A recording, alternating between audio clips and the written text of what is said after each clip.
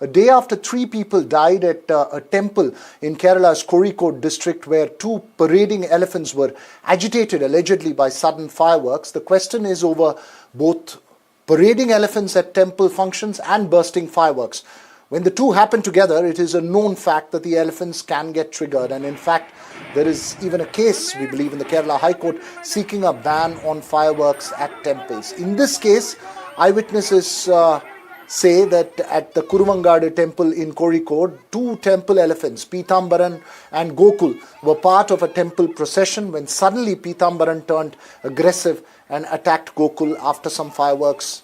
Reportedly, the 2 clashed against a temple wall which came crashing down, leading to the death of 3 devotees, and many others were injured in a stampede-like situation. Well, joining me this evening, wildlife conservationist Tarsh Tekekara, senior journalist K. Shaji, who writes extensively on wildlife, and activist and author Rahul Ishwar. Thanks to all 3 of you for joining us. Rahul, may I begin by asking you if the practice of parading elephants in temple functions and also bursting firecrackers is something that needs to be revisited and done away with completely? I would humbly submit we can regulate but not restrict. Even though restriction or calling for a ban may be fashionable, it is not practical on ground. Temples have been an essential part of our culture, just like bulls are in Tamil Nadu or cow has been across many parts of India. Elephants are so dear to us. But yes, regulation can be there. Some kind of moderation can be there. But outright banning will only invoke the wrath of the devotees. And even regarding fireworks, better safety standards and guidelines need to be implemented. Whose responsibility is it? It's a responsibility of the district administration, the responsibility of the government, of the collector to see that all these things are implemented. So unfortunate, what thing happened is absolutely unfortunate. Condolences to all the family members. We need better guidelines and regulation. That is a proud devotee. I can always say, we devotees will be ready to follow any guideline, but please don't restrict, but regulate. That would be the way ahead. Regulate, respect, you say, but Tarsh Tekekara, is it time to keep the elephants in mind as well? Perhaps time to revisit some of these beliefs and practices? Thanks, Veera. So I think I fully agree with the previous panelists that elephants have been an integral part of temples for millennia, and it's very hard to stop that entirely. But thinking of elephant biology is vital. One is elephants don't have sweat glands, so they overheat very easily. They cannot be out in direct sun. 2 is they can't see well and they depend entirely on their hearing to navigate the world. So loud firecrackers is definitely a huge problem for elephants. Being out in heated environments is definitely a problem. And males are solitary in the wild. In temples, they all put together. There is inherently going to be kind of testosterone levels quite high, particularly during mast, and there's going to be a risk of fighting. So I would say regulation, but perhaps banning firecrackers is definitely something that I think we should move towards. Banning very loud noise, and overall having a lot more regulation in terms of how elephants are paraded, what the conditions are, how often they're out in the sun. All of that needs a lot more regulation. The courts have been quite active, but the lobbies are very strong and sentiments run very high. And so we haven't been able to solve this, unfortunately. And if you look at the irony, when people get killed in the wild, by wild elephants in agricultural landscapes, there are bunds and the whole kind of district of Wayanad, for example, shuts down. But when people are killed, more people are killed by temple elephants. It's just not a public issue in the way it is.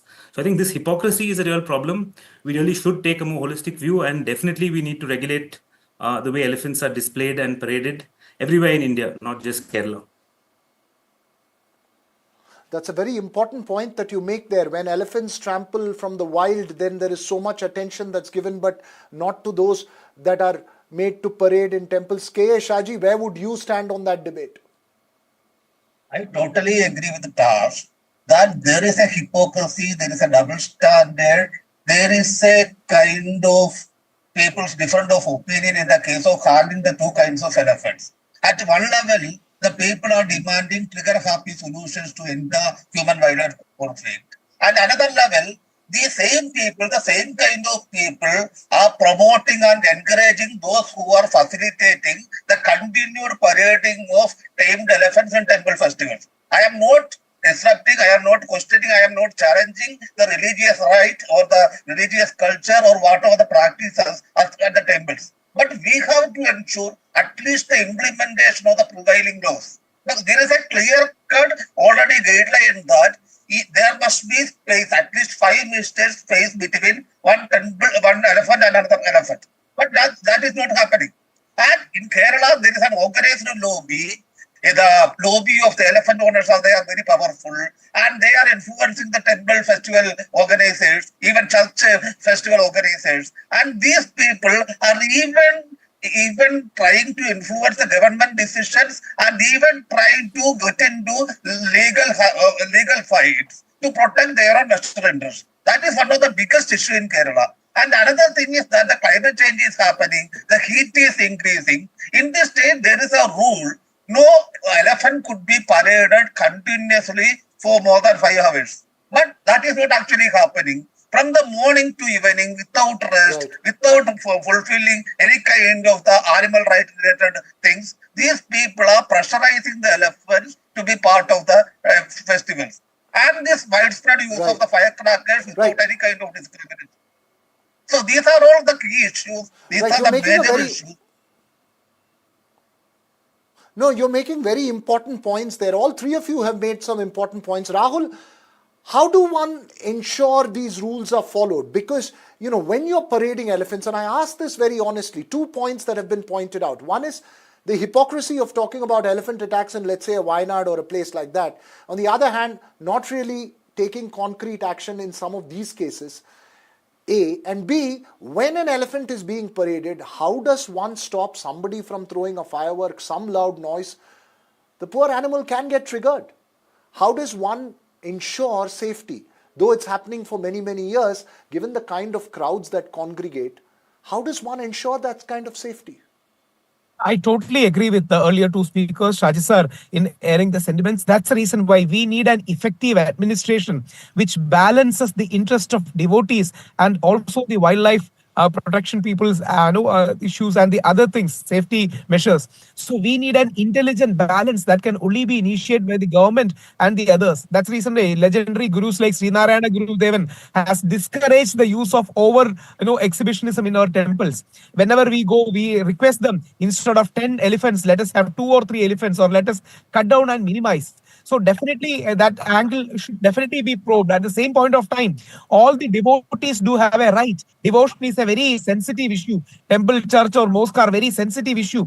That's the reason why the district administration, the collector, the government should take initiative in calling. For example, when Trishur Puram, a huge roka, the entire community, even people of all faiths stood together and fought for Trishur Puram. That's the reason why we need to be sensitive about this. It is the responsibility. The buck stops at the doorsteps of the district administration, who has a responsibility to coordinate and bring a balance to the entire thing.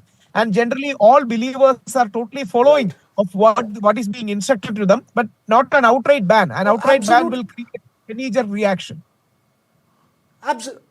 No, point has been taken, and I think that's the same point that Tarsh and Shaji have made as well.